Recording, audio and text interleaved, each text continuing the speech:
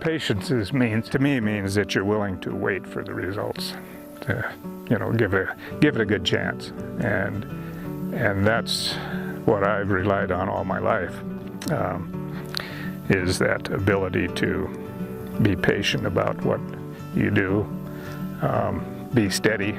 Patience is knowing that what we look around and see took millions of years, and we're just the snap of a finger in it all. So we've been a family ranch for over 100 years. The ranch started here in the valley in 1908.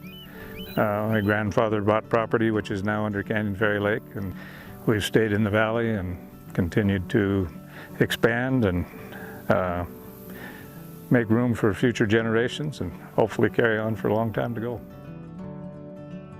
I'm fourth generation on my dad's side of the family, fifth generation on my mom's of Montana ranching families. And I think it's important just to keep the landscape as good as you found it, or hopefully enhance it. And if we take care of the land and the land takes care of us, that's the only way we can make a living, is off the land and the resources that are provided. We're standing next to Deep Creek, which is one of the watersheds that flows into the Missouri River. It's a creek that we've been working on close to 30 years to restore to a free-flowing type of situation and improve the watershed and the ecosystem associated with the creek. That's been a real bright spot in my lifetime, because I've always lived around water, and water has always been an important thing, and it's so important in these valleys, these arid valleys where the irrigators have been able to work with the general public through these programs and still maintain their water and add some benefit for recreation, which this valley is becoming very well known for its recreation. And so it's been a benefit to everybody, not just any one person. The conservation easement we did back in 1998, and it was one of the earlier ones that was done with Fish, Wildlife, and Parks here in the state. We saw at that time that Broadwater County was starting to grow, subdivision was happening, and we, as a family, we felt the need to encourage others to help conserve the land too, so we chose to put a conservation easement on a portion of our lands that join the flank of the Elkhorn Mountains for elk habitat and just open space in general. Conservation easement preserves the landscape in perpetuity. It's to be maintained for an agricultural sort of purpose.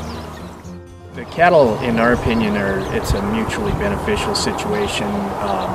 The agencies are using, our grazing plans to manage the landscape, keep some of the forage, the tall, rougher forage, eaten down to where it's more succulent and has more potential for regrowth. We're looking to reduce our inputs, and no-till farming is one way to do that.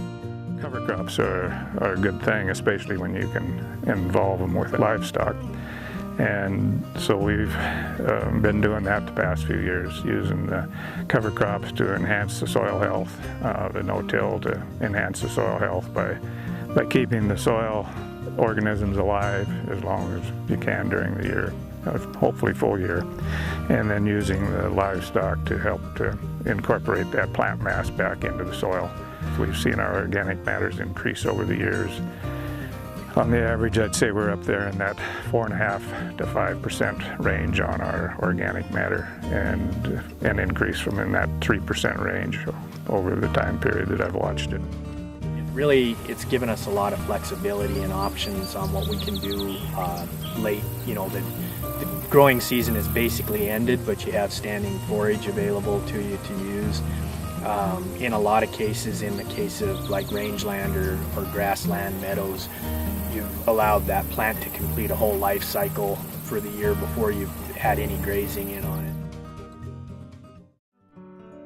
We can't force Mother Nature to do anything that she doesn't want to do, and so you work with that and learn from it and pass it on down to the next generation, or if that's, in some cases that's not possible, you leave it as good a shape as you can for the next steward of the land.